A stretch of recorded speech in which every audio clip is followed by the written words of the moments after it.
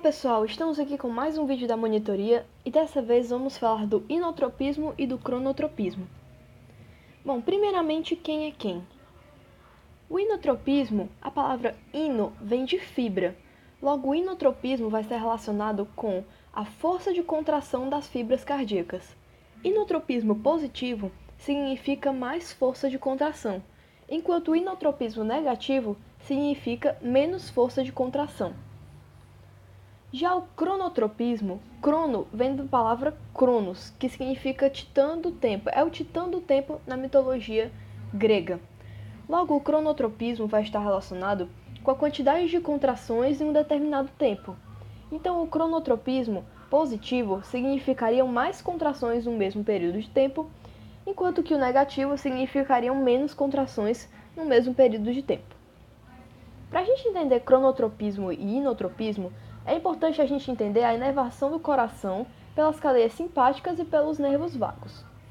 Bom, começando pelos nervos simpáticos, eles vão inervar tanto os nós quanto o músculo do miocárdio, mas principalmente os músculos do miocárdio. Essa inervação do músculo e dos nós vão gerar inotropismo positivo e cronotropismo positivo, com ênfase no inotropismo positivo. Já os nervos vagos vão estar inervando principalmente mesmo, os nós SA e AV, e muito pouco as fibras cardíacas do coração. Logo, ele vai estar principalmente sendo responsável pelo cronotropismo negativo e em bem menos relevância pelo inotropismo negativo. Certo, agora a gente vai dar uma olhada nos gráficos tanto do inotropismo quanto do cronotropismo. Começando pelo cronotropismo negativo.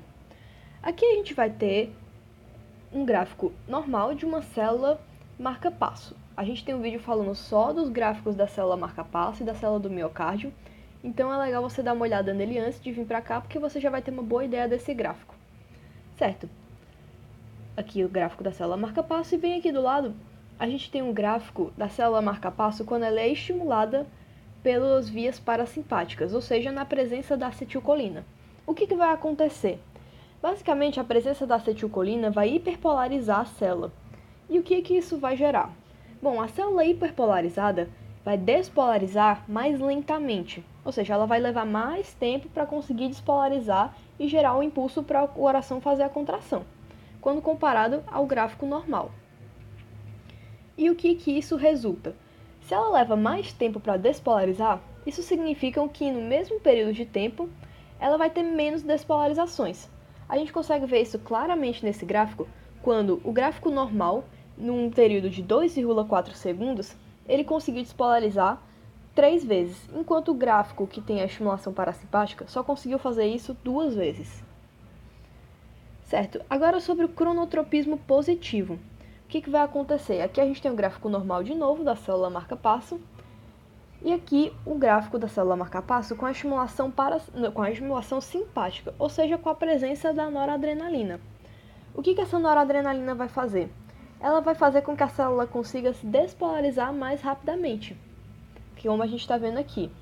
Com a célula se despolarizando mais rapidamente em comparação ao momento normal, se ela vai levar menos tempo para se despolarizar, ela vai conseguir se despolarizar mais vezes no mesmo período de tempo. De novo, aqui em um período de 2,4 segundos, a célula normal conseguiu despolarizar 3 vezes, enquanto que a célula com estímulo simpático conseguiu se despolarizar 4 vezes e meia, mais ou menos aqui. Certo, e o inotropismo? O inotropismo positivo foi o único gráfico que eu consegui achar, então eu vou explicar ele aqui para vocês. A gente está vendo aqui um gráfico de uma célula estimulada por noradrenalina e outra célula controle, ou seja, sem estímulo. Bom, o que vai acontecer quando a noradrenalina vai estar agindo? A gente separou aqui 2 pontos do gráfico para explicar. Dá para ver que nesses 2 pontos, o volume sistólico da célula aumentou. E o volume diastólico também, o volume diastólico final, ventricular, aumentou também. Certo? Então, o que vai gerar? O volume sistólico aumentado, ele vai fazer com que... O que ele significa? Basicamente, a célula vai estar conseguindo colocar para fora mais sangue numa contração, numa sístole. Enquanto que o volume diastólico final significa que a célula vai estar colocando a quantidade de sangue que a célula vai estar colocando do átrio para o ventrículo e a quantidade de sangue que vai ter nesse ventrículo no final da diástole. Então, quando a gente tem um estímulo de inotropismo positivo, como ele vai ter o coração vai ter uma força de ejeção maior, significa que mais sangue vai estar conseguindo ser ejetado pelo coração. E, em compensação, mais sangue vai estar entrando dentro dele e passando para dentro do ventrículo também. Bom, gente, esse foi o vídeo. Eu espero que ele possa ter ajudado vocês a compreender todo esse processo e que vocês possam usar ele de material de estudo e de revisão. Muito obrigada pela atenção.